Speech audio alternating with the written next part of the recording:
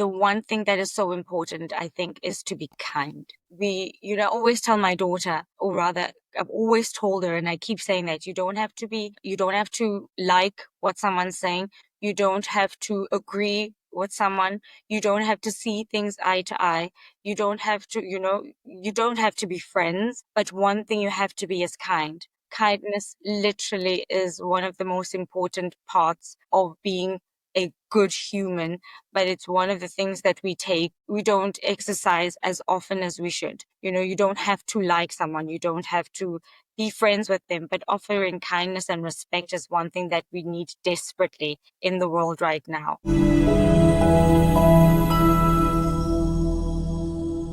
Today on Mural Talk Summer Conversations, I'm honored to be joined by a passionate voice from South Africa, now blooming in Germany. A language teacher by day and a soulful musician by art, she's the founder of Khumo Band, a project born in 2022 and now flourishing with their album release in 2025. Her story is woven in themes of love, loss, evolution, and authenticity. Today, she'll be opening up about what fuels her art and life. Welcome to the show, Khumo. How are you doing? Hey, thank you. I'm well. I'm very well. I'm enjoying the warm weather.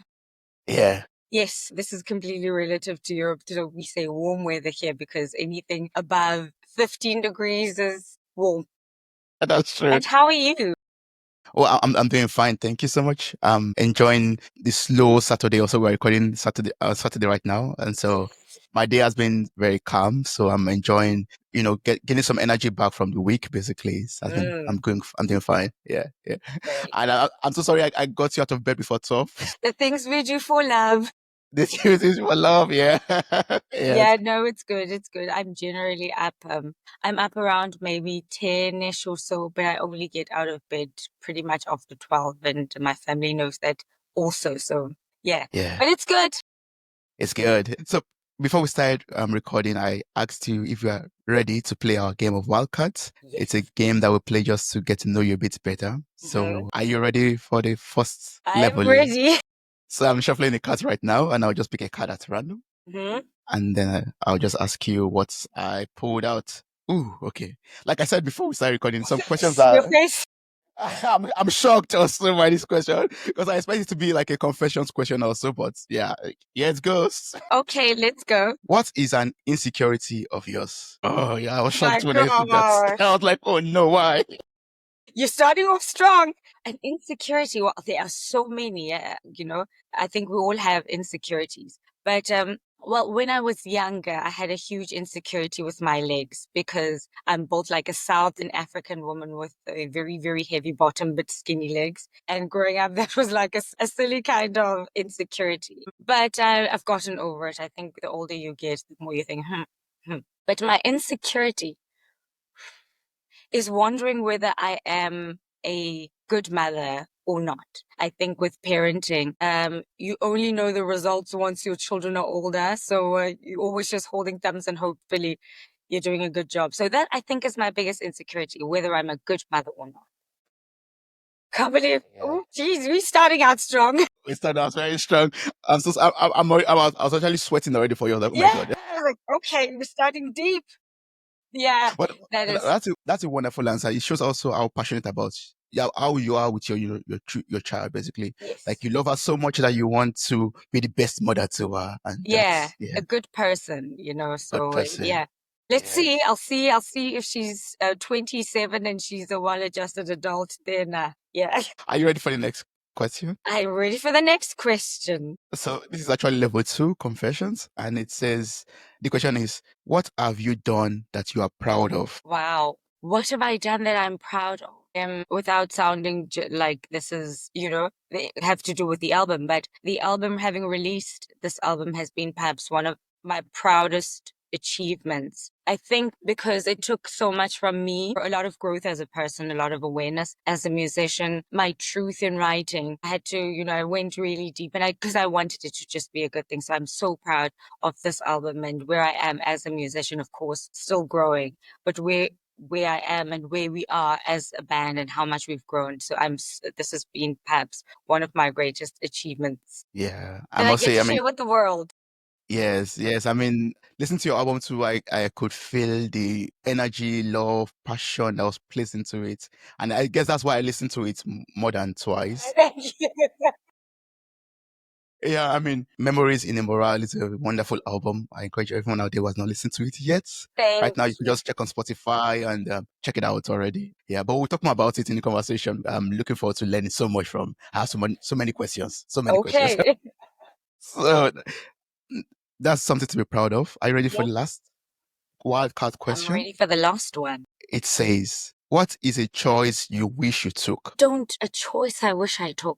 I think I wish I suppose I don't think you have a choice or not. I wish I was wiser 10 years ago, I wish I could have seen the things I've seen now 10 years ago. I would have made slightly better choices as a young person. But in saying that, I don't regret my life. I think everything that's happened to me has made me the person I am today. Some things, of course, I wish I wouldn't have gone through, but essentially the kind of person I am right now is of course a product of everything else I've done and the choices I've made before. So I'm still crawling on the right track somehow.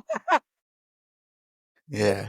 I mean, we all have choices to make in life, and we have to choose, from all these choices, and we just pick one and learn from it basically and move on and learn. 100%. 100%. Yeah. And I think one choice you took earlier in 2016, I believe, was, moving from South Africa to Germany. And in Germany, yeah, you're teaching and you're making music I and didn't come for that though. That was the beauty about being a young person is that you take the craziest choices that, with some of the options that you have. And we make decisions perhaps in a whim and because it's just fun or exciting to do so. And it's such a beautiful thing because when we get older, we always kind of err with caution quite a lot in everything. But the biggest decision was perhaps moving from home here and getting married to my husband. We eloped and I decided to completely move my life here. It was a stupid decision. really. But it was one of the best decisions I've ever made because I have my little girl and I've established my life here. And so, yeah, it was a stupid decision, but it was a great one. Only because I was young enough to make that decision. If I were older, I would have, my goodness, having checked all the boxes and made sure that everything is aligned. So, yeah. Well, there's this thing that people say, like, if you had the chance to do it all over again, would you do it the same way or you would do it in a different way? What would you say? I would do it the same way. The same way. Awesome. Okay. That makes it truly a very great decision. Yeah, I would have made the same decision. Yes. So if you could reflect back on, your moving and changing, your life basically, what would you say was something that stands out to you? Like one major lesson you've learned from leaving South Africa, moving to Germany, unexpected turns that you experienced on the way on your journey so far? So I moved here, like I said, in a whim and established my life. And then 2 years later, in 2016, or rather when was she born? 2016 rather. At the end of the year, I had my little girl. And then we decided to go back to South Africa. We left we left Germany in 2018, lived in South Africa for 2 years, came back 2020. The things that I valued the most, I think, in being able to move is how we as humans need to be adaptable. We need to be open to change. We need to constantly be open to ourselves and to changing and into being what the journey allows.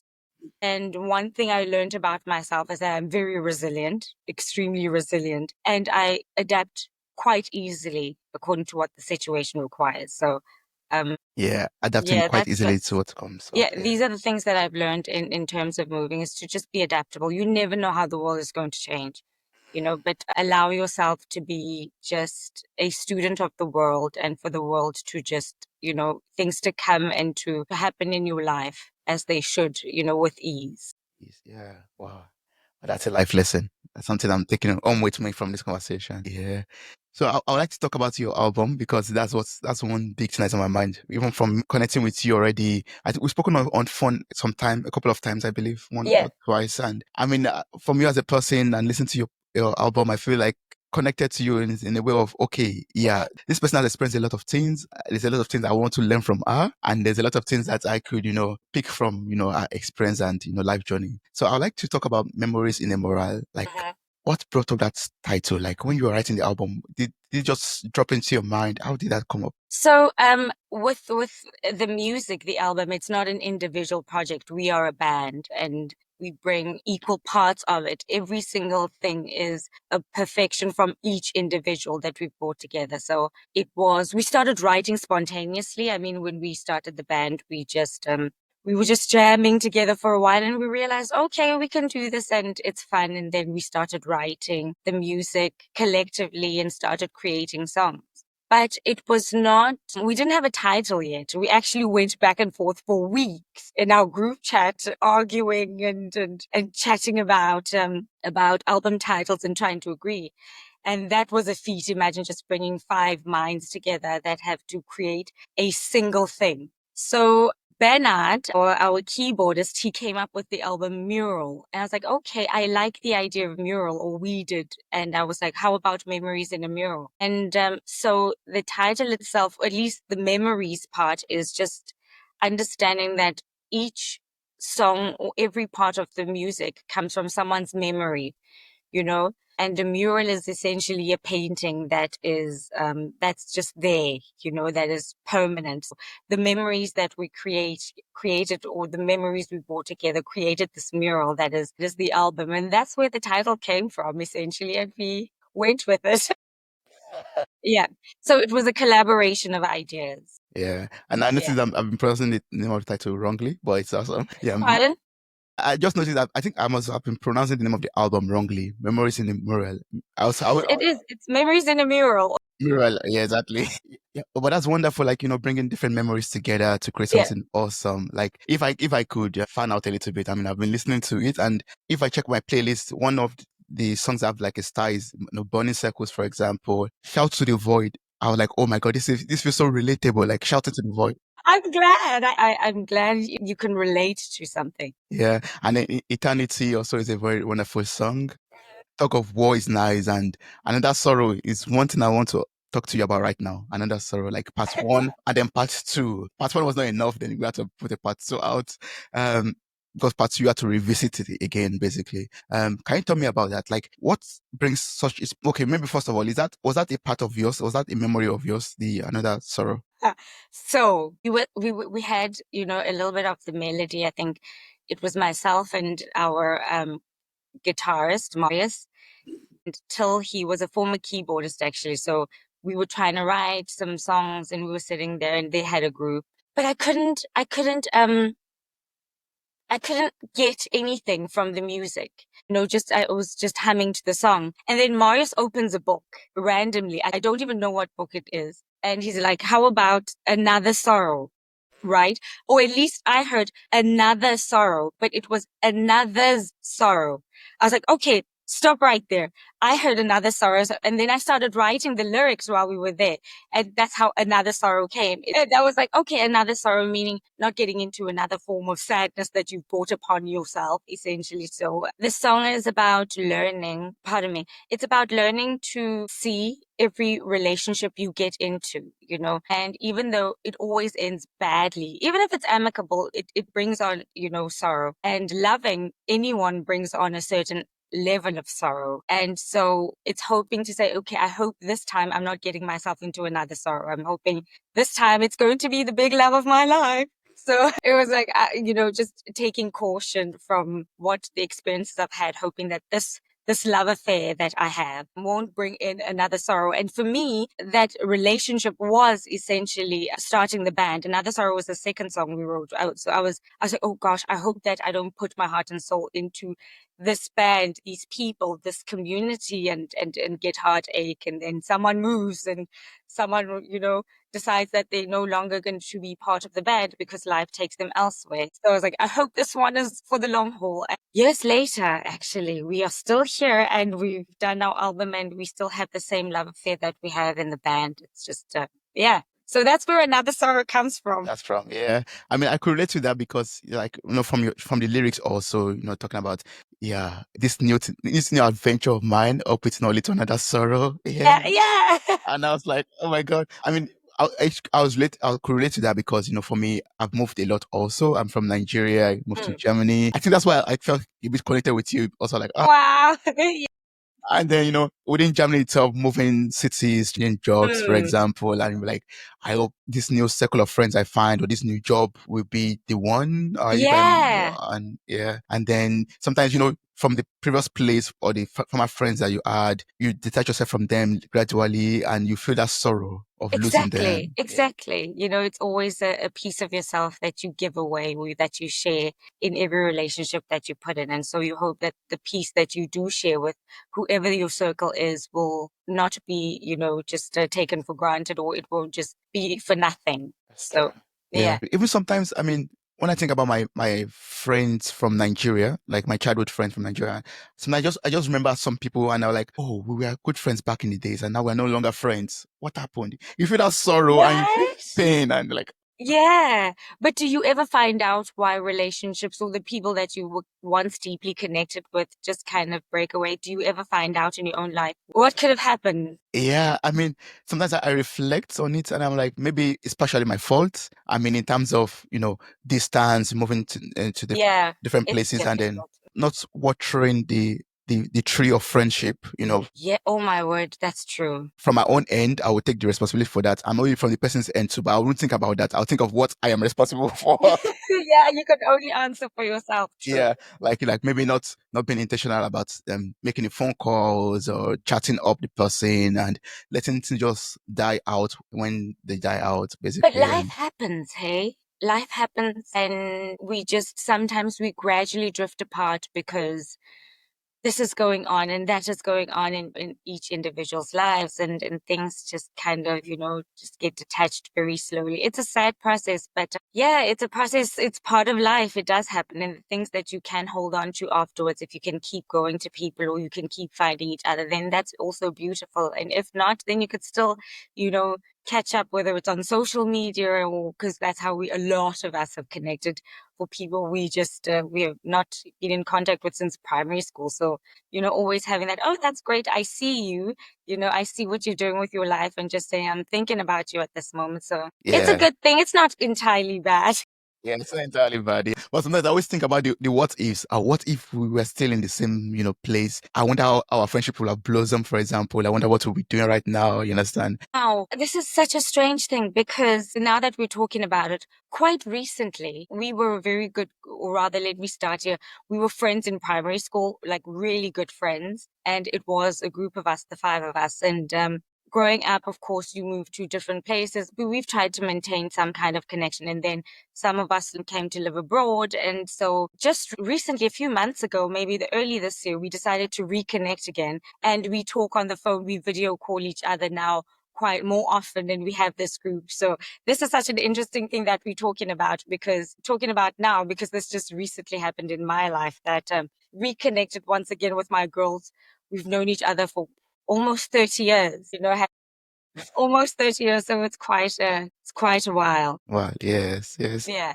And so when I was preparing for this, I was like thinking, like as a creative person that you are, these kind of experiences, little things, big things, they must surely influence what you write, what you put down, right? Or how would you say your songs have been formed? What moments form what you write?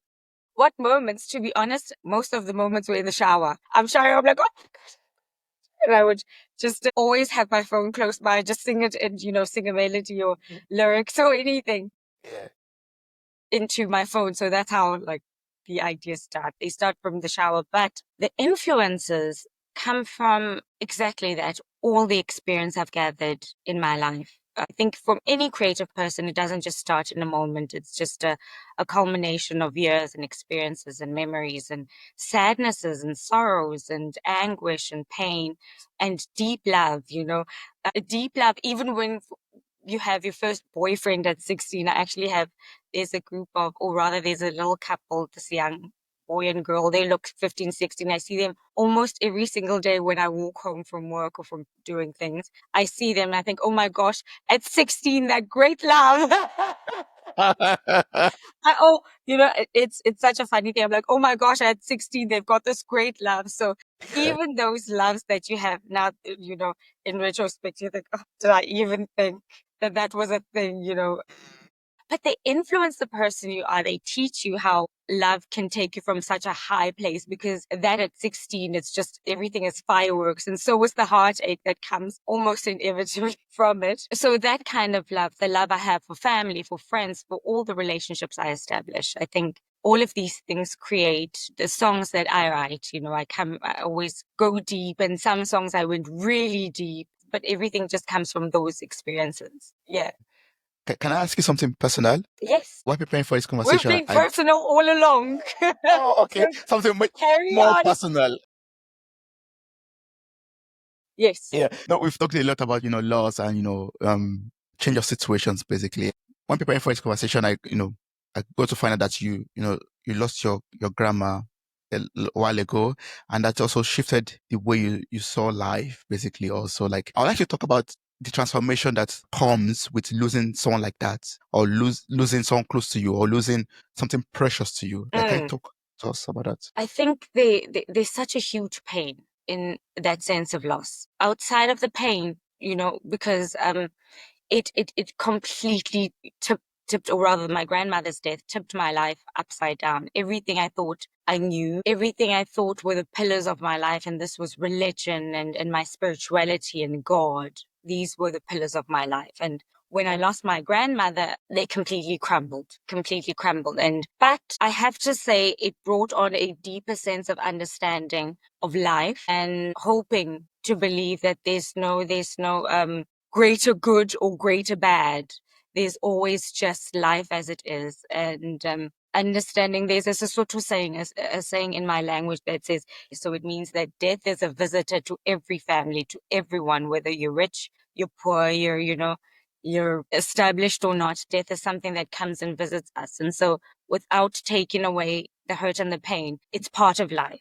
And to understand that we are all coming and going on this earth as people. It's no insult to one person. It happens, and also appreciating that my grandmother did live a life. She lived her life, and that was her journey. So, in terms of the spirituality, it taught me that, you know what, spirituality, whatever it is that you make of it, and anything that gives you comfort, could be an aspect of your spirituality. Any sort of hope, any sort of love, any sort of anything can bring that sense of spirituality, anything that fulfills you. So moving away from religion, I learned a deeper sense of love and appreciation for everything and everyone around me, and understanding that life happens to each and every single person. Yeah, that's Yeah. true.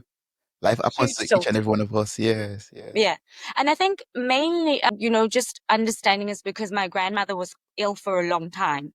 And while she was ill, you pray hard and going, dear God, heal her, whatever entity you believe in. But at least that for me was God, and the Christian God. And then we got to a point where we were at like a resolve as a family. And I said, dear God, if you're not going to, heal her, then take her while she's still her as a person as we've known her to be. And then that didn't happen. And my grandmother got terminally ill, right up until the end. And I saw that she was just the shell of the person that she used to be. And so I thought to myself, what kind of God would allow something or a person to be dehumanized in that manner? I don't believe that there is an entity, there's no greater good or greater lesson that one would take from such a tragedy. So I thought to myself, okay, then if there is no God, let me seek my spirituality navigate it in my own way in terms of everything else that I've spoken about prior to that. So that's where my huge shift of life and religion and spirituality has come from. Come from. Yeah. I think life brings a lot of lessons to us, Yeah. like things for us to learn, and different situations shifts the way that we see things and the way we perceive things. Yeah. Yeah. And sometimes it's not a good or a bad thing. It's just a shift, it's just a change. It's another level in life that you kind of get to. So it's not always good or bad. It just is. It's different. different, yeah. Uh, Would you say that that also influences your art, your work also? Like, the experiences that you've had from losing your grandma, for example. Would you say it also reflects in the songs that you put out there too? that loss, yes. Like I said, any big loss that has been such a, especially because a deep sense of loss comes from a deep sense of love. So I think every single loss and every single love has created the words I write. And going back, it's just the words that I do write in the music. They come from a group of extremely talented musicians that are able to convey an emotion with their instruments and bringing them together in such a beautiful, crazy harmony that we are in a band, because we all come from very different trainings in terms of our musicality. And me being the untrained one, I just hold on to a mic and put to pen to paper. So all of those things influence the music, and they are able to convey such emotion in the way that they play, and that influences the way that I sing and the way that I create the music as well. Yeah. I was asking that because I've not done this in a long while, but I enjoy writing short stories. Mm. What when I used to write these short stories, these non-fiction stories, oh, is it fiction stories? I'm messing my English up right now. Yeah, these fictional stories, basically. I always notice It that, happens to all of us. yeah, I mean, it's fiction. When I'm Mm. writing this Your fictional fiction story, stories, yes. yes. So when I put them down on paper and I read them to myself, I'm like, yes, it sounds so nice. It's not my story at the moment, but I used to see maybe a trace of it is something that I've hidden Absolutely. or buried or something. I don't understand. Absolutely. I think it comes from somewhere. You cannot conjure up anything. If you don't know anything, there's nothing, you don't know what the idea is. So it absolutely comes from somewhere. It doesn't come from thin air.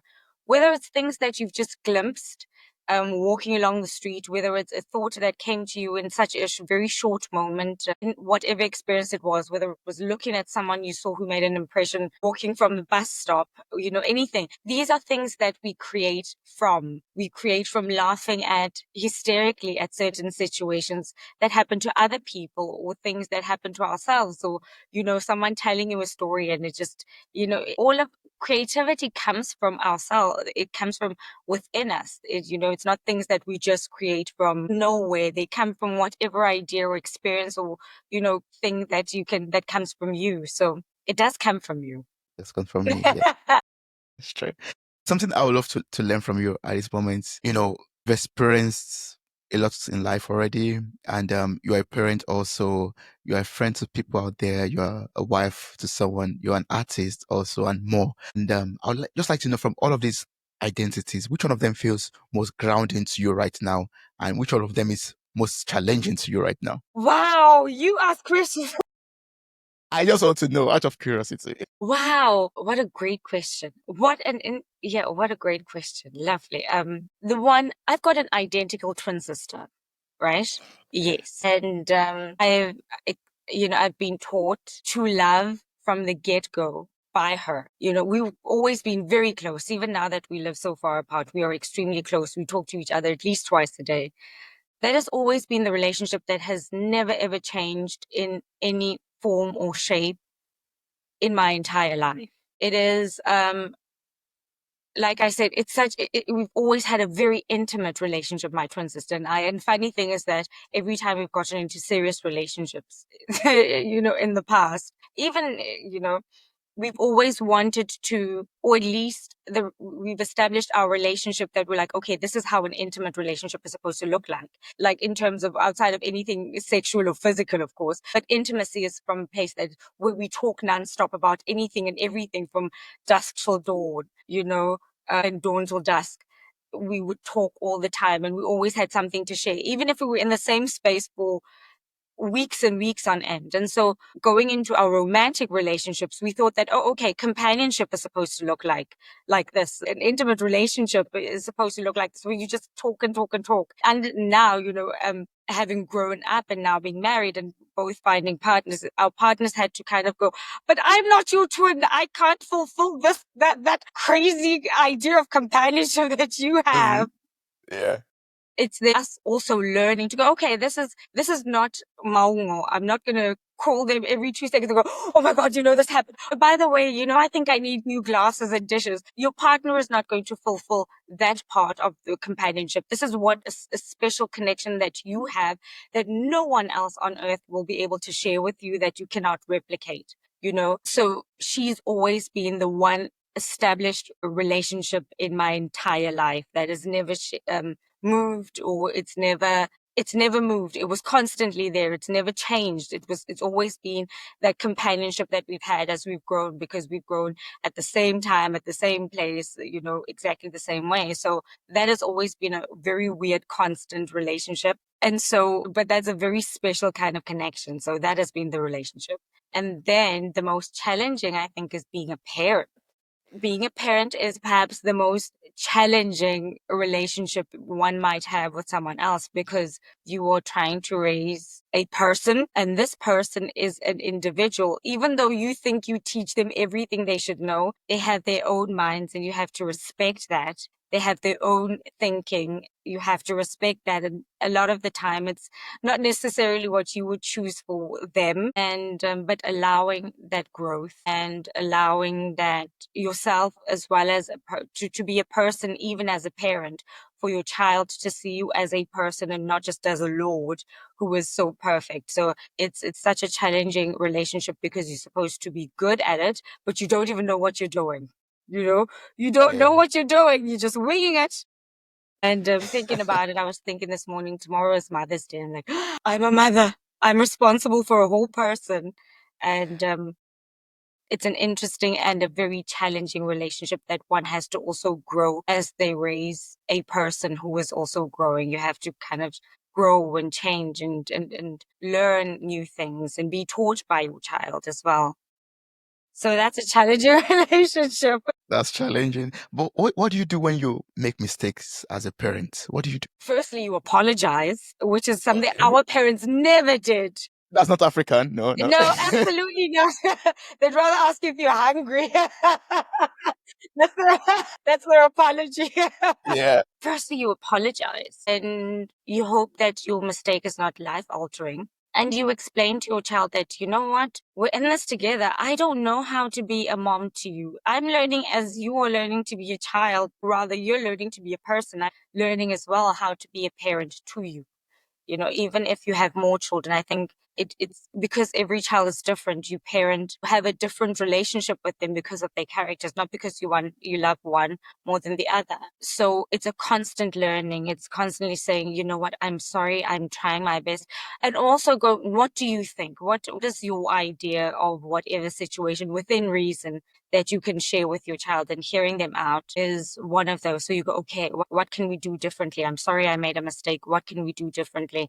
Let's learn together, and to just kind of grow and to cry about it. And then you just wipe yourself off and go, okay, let me try to do better next time. Yeah, I love that so much. Yes, it's something that you mentioned that I've been learning also in the past years, and that is not every child has the same template. I mean, I can't be a parent today and say I have this template of raising a child, and that's how I'll apply to all my children. It's not Yeah. possible.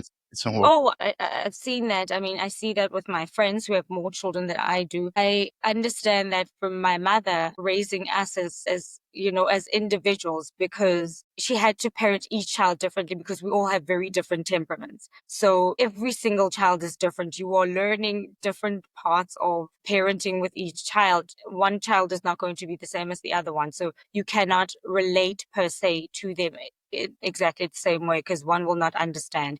You always have to keep adjusting. And even in the adjusting of each temperament, you also have to adjust to the ages that they're going through. And my little girl is extremely vocal, and she chooses her own things, and she wants to do things her way. Sometimes I disagree with it a lot of the times, but I allow her to also gain her own experience, as long as it's not going to put her in danger or permanent danger. I just kind of go, okay, make your mistake. One time or rather, we'd been arguing. Wear a jersey, us black parents, African parents from Africa. But Jesse, it's cold. And the German child is like, no, I'm not cold. I'm fine. I'm like, are you? And so one time I said, okay, fine. Don't take a jersey. you're going to leave without it. And we left and she got cold. She started freezing. I was like, you decided you were going to take a jersey. Luckily, we were not going far away. So she was warm enough. She wasn't freezing. She didn't freeze to death. But she learned next time to go, you know what? Let me listen to this lady's advice. And if I'm not going to wear the jersey, let me take it and hang it around my waist. I might need it. So, so that is letting her make her own mistakes and learning from that as well. Yeah. Yeah. Wow. I'm going to apply that also to myself. Yeah. If it won't hurt them, let them make the mistake, and the lesson will be taught. You don't have to hammer it into them. Let them get cold. And go out and get cold because they don't want to wear a jersey. And then next time they come back, you go, okay, take a jersey, and they'll understand to do it. Yes. Sometimes I think kids learn more from making a mistake as long as it's not something deadly. I mean, yeah, something awful. There's more that they learn in making their own mistakes than what you think you can teach. Once they've got the scar, they'll know not to get into that situation. As long as it doesn't put them in permanent danger, I think it's so important to allow children to kind of learn and also to trust in their own decision making as well, because they'll know that, okay, I made a bad decision once and then I'm going to make a good decision and keep making good decisions. So I think it teaches them as well, just life lessons. Yes. Yeah. Wow. I would like to ask you one more question to your in regards to your creative process also and your song, because your album is still singing in my head right now. I hope And that so. is, I hope you're sharing it with other people. yes. I mean, one thing that stood out to me was basically emotional truth that comes from listening to the album. Like, you could feel the soul in the music, basically. You could feel it. Yeah. And one thing that was coming up to me, or a question I was asking myself, was basically vulnerability. All of you, like you said earlier, everyone in the band was sharing their memories, and that comes with vulnerability also. How do you balance, vulnerability, privacy, since you don't want to share with, sharing your stories through songs? When I started writing, one thing I promised myself is that I would write music with integrity. I would write from a place of truth. I would write something that means something to me. I'm not going to sing a song that I'm not feeling, that doesn't make any sense to me, that I've never felt. As you're in the creative process, you keep writing and writing and then go, okay, this is a light kind of vulnerability that is just standard. Let me share that. And I remember writing Shout to the Void. Oh my word. I wrote it and I essentially wrote the entire song. And then I stood with it for a while. I was like, this is not going to go into the song. And then I wrote another version of the song that could be, easy going, slightly less deep, but it just did not make sense. It didn't speak to me. And I thought, this is a lie. I'm not going to share this as well. But that came from such a deep place. I think from a place of, in any kind of relationship, there are times where you go through a lot of friction, and not because you don't love each other, not because you don't care for each other. You just want the other person to understand your perspective and they want you to understand their perspective. And essentially you're shouting into a whole lot of nothing. You're screaming at each other. No one's hearing anything. Even when you are saying these things and you are talking at each other and you're getting angry and you are angry, what you want the most is for that person to hold you in their arms and vice versa. So you can just say, listen, at the end of the day, I love you. I don't care what we're shouting for. I don't care what we're fighting for. I don't care what we're arguing about. Just hold me. I want to be here. I want to be with you. And just, so that's where that song comes from. And I know that everyone has experienced that. It's just that is perhaps one of the toughest experiences or senses of feeling helpless, because when you grieve a dead relationship or a gone relationship, it's a line that you go, okay, but it's very hard to feel like you're grieving a relationship that you're still working on. And that is such a difficult emotion to grapple with. It's such a difficult time in any relationship to be able to navigate, is where you're still fighting, you still want to be together, but you're just not hearing each other. And so that's where the song came from. And I think it's such a deep emotional part of ourselves that it's very hard to go there, and especially to share it with the world, to go, I too have been there, or I felt that as well, or I too feel that. So that's why it was such a very, very deep song to write, a very difficult one to write. Right. Also, yeah. Easy and difficult. Yes. I mean, honestly, when I edit, that was the second track I was listening to this morning, before this conversation. And I was not with my phone. I was just playing it on speakers. And then I had to run to my phone to check the title again. Like, what's the title of this song? Because I was listening to the lyrics basically from afar. I was like, the thought that was coming to my head at that moment was like, I was seeing reflections of myself speaking, to people, like having conversation with people, but not feeling heard. I was speaking, having conversations, but I was not coming through. I was not passing my message across. I'm like, oh my God. Listen to the song was bringing those feelings back to me. I've had so many conversations in the past, and I felt like the person was not just listening to me. I was Yeah, not listening yeah, to, yeah. yeah. It's like just hear me, and the other person's going, but hear me too. And Yeah.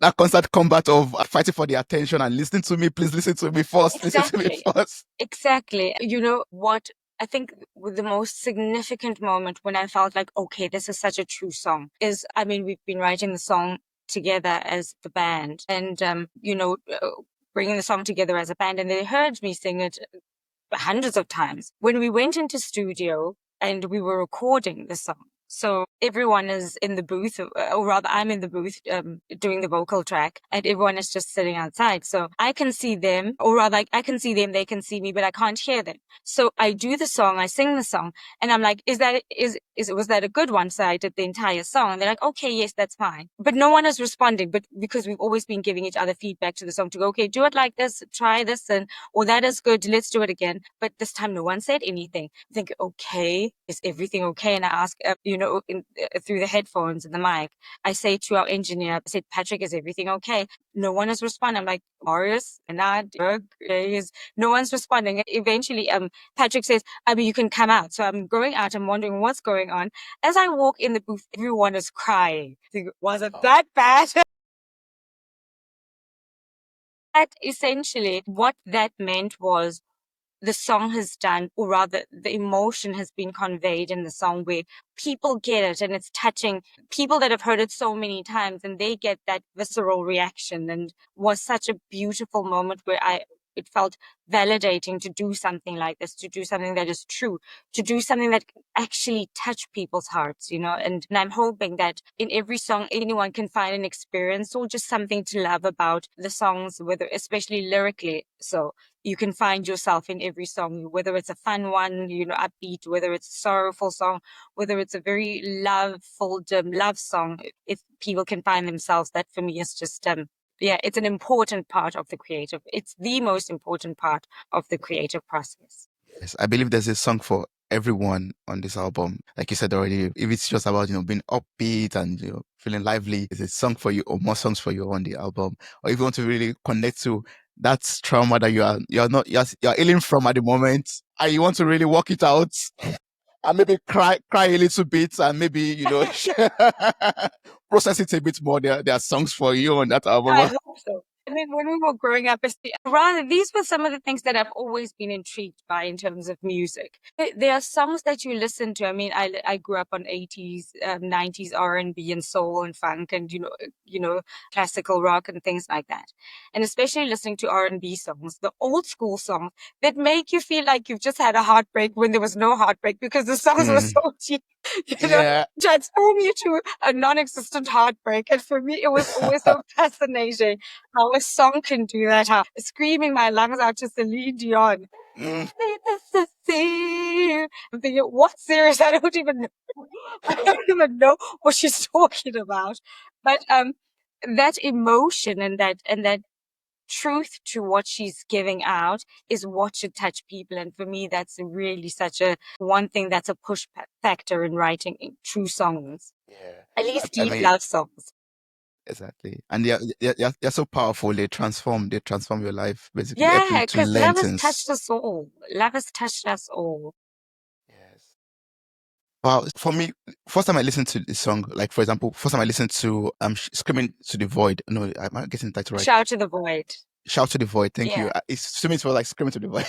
Shout to the I Void. hope I'm not screaming too much in the No, no, no, no, you are not. No, you are not. Well, I mean, in my head, I was screaming basically, so that's why it's. So first time I heard Shout to the Void from me, I thought to myself that okay, how should I change the way I speak to people that I could feel heard and communicate myself better? And that for me started a journey of, changing the way I speak, asking follow-up questions, trying to be Yeah. much more patient. So it's like me basically changing the version of myself of in Wow. terms of how I speak. Okay, you want to speak first? Okay, speak. I'm listening. I do active listening also, being intentional about communication Mm. also. Yeah. So for you, I would like to know, like, what version of you are you entering into right now after putting this album out? Like, are there some things that have shifted for you? Are there something that are changing for you after you've, put this out already to the world? After putting this out, it's made me, of course, want to continue to be a better musician, a better person in every aspect of my life, to grow, to constantly be growing, to constantly be getting better at whatever it is that I'm doing, or and getting better is not necessarily wanting to be the best at it, but just being better than you were yesterday. And this season for me is, the older you get, the more you get into a season of learning to love yourself more and learning to accept yourself more and learning to accept your mistakes as well, and things that you are not you used to worry about more, that getting into a space where you're like, okay, it's going to happen, I can do my best to influence the change, but ultimately everything has to come together for something to happen. So giving myself grace and growing is the era I'm going into. At least my life is turning to. It's an era of grace and of love and of growth. Yeah, I love that of grace, love, and growth. Yeah. I'm going to copy that from you and paste it for myself also. Copy paste. Era of love, grace, and growth. Yeah, Yes. Right now, just thinking I should have. I mean, Bernard gave me a hard copy of the album, but I don't I'm have it so right now beside me. glad. I'm like, I wish I could just show everyone out there how it looks like. But I'm going to place the link to your album in the show notes of this episode for everyone out there who wants to listen. It's on Spotify, it's on Apple Music. I listen to it a lot more on Apple Music, but I got Okay. the hard copy also. You could get the CD also, the Yes.